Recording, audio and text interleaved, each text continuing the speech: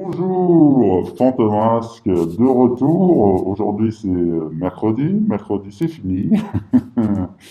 Aujourd'hui on va parler de donc la liberté d'expression contre le free speech des États-Unis et la liberté d'expression de l'Europe. Parce qu'il y a une énorme différence.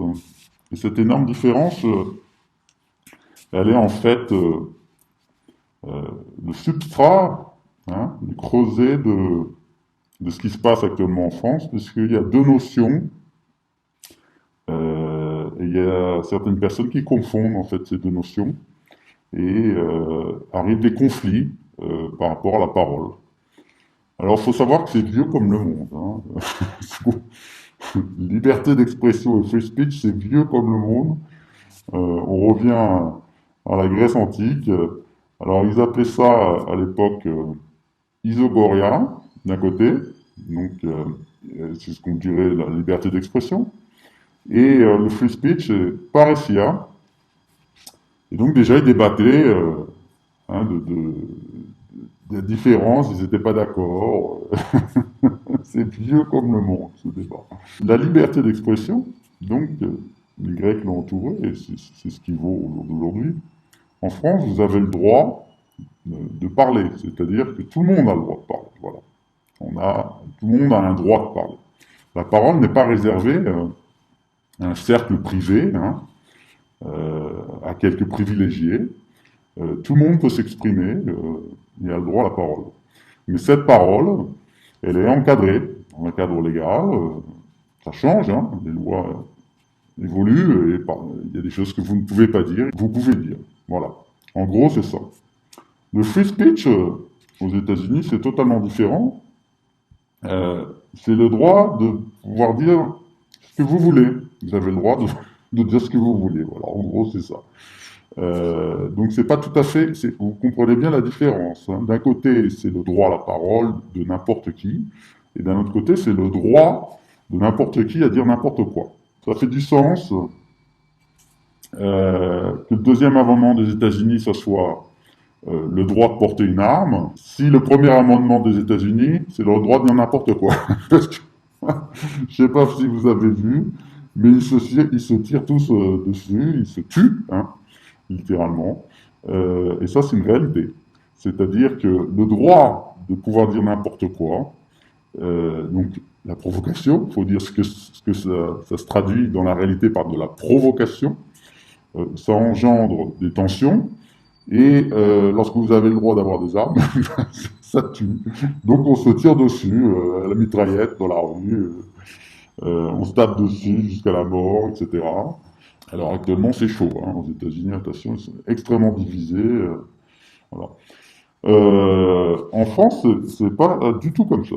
C'est-à-dire, tout le monde a le droit à la parole, mais on peut pas dire ce qu'on veut. Voilà. Il faut pas faire deux poids, deux mesures. Et je crois que c'est ça aussi, il y a un problème de forme et de fond. Donc le fond, on vient de le voir, le problème de forme, c'est deux poids, deux mesures. Je m'explique. Fantomas s'explique. Euh, on ne peut pas avoir d'un côté Zemmour, par exemple, à la télévision, dire tout ce qu'il veut. Donc il est free speech, Zemmour. Il n'est pas du tout dans la liberté d'expression. Lui, il est dans le droit de dire n'importe quoi. Euh, Négationniste, révisionniste, c'est quelqu'un qui défend le free speech, qui n'existe pas. C'est une notion qui n'existe pas en France. Et il force les choses sur les plateaux TV, et les chaînes en lui donnant de l'espace, et donc de l'audience, on transforme un concept en France et on pousse pour le free speech en France. Ce qui explique beaucoup de tensions. Valeurs actuelles, qui a fait une caricature avec la députée de la France Insoumise, au Bono. Alors, la même chose, la même technique qui nous explique que c'était une fiction, un roman d'été, que ça n'avait rien à voir avec la réalité, etc. Alors le problème, moi, de nouveau, j'aime pas les gens qui n'assument pas. Peut-être que techniquement, cette histoire, au moment où elle est publiée, c'est une fiction.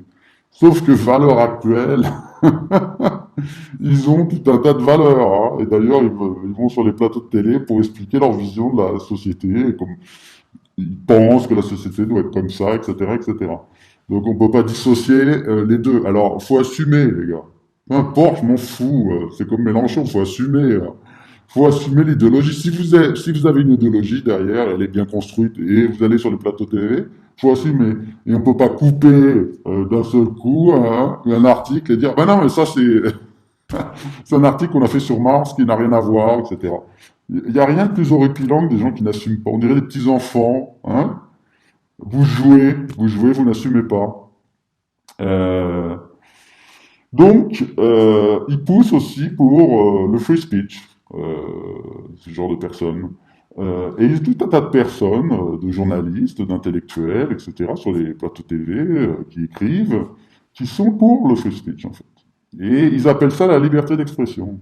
Et ils sont tellement ignares qu'ils comprennent pas qu'il n'y a pas de free speech en France. Parce qu'on considère que c'est la provocation, et je pense qu'on a raison, puisqu'on a vu les tensions que ça amène aux États-Unis, historiquement, et surtout là, avec Trump, le roi du free speech, qui dit tout ce qu'il veut, il crache sur les gens, il provoque à toute allure.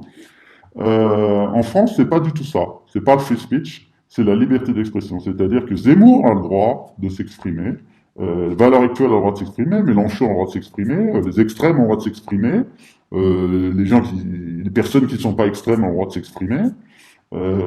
Mais dans un cadre légal qui est posé. Hein. On ne peut pas aller à la télévision et dire des propos antisémites. Voilà. On ne peut pas aller sur les plateaux télé et venir dire n'importe quoi en fait. Hein. C'est faux, c'est archi faux, c'est pas du tout comme ça que ça fonctionne. Et donc ces personnes qui poussent sur ces plateaux pour le free speech et qui font du free speech, hein, elles disent ce qu'ils veulent, de la provocation, faux ou vrai d'ailleurs, peu importe.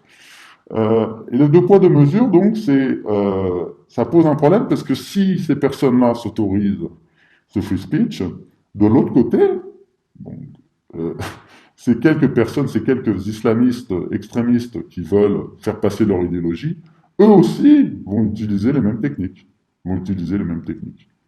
Et donc ça pose un grave problème. Ce deux poids deux mesures. On ne peut pas d'un côté autoriser certaines paroles et de dire de l'autre côté, bah non, vous vous taisez. C'est un problème de cohérence à l'intérieur de la société. Il y a un problème de cohérence euh, du gouvernement, du président, des nations occidentales aussi, pour la plupart. Alors je reviens sur un épisode que tout le monde a vu, hein, tout le monde, où ce journaliste qui était du Washington Post avait été dans une ambassade en Turquie, et il y avait une équipe de barbouzes qui l'attendaient, qui l'ont découpé en morceaux, qui l'ont tué, découpé en morceaux et fait disparaître le corps avec de l'acide.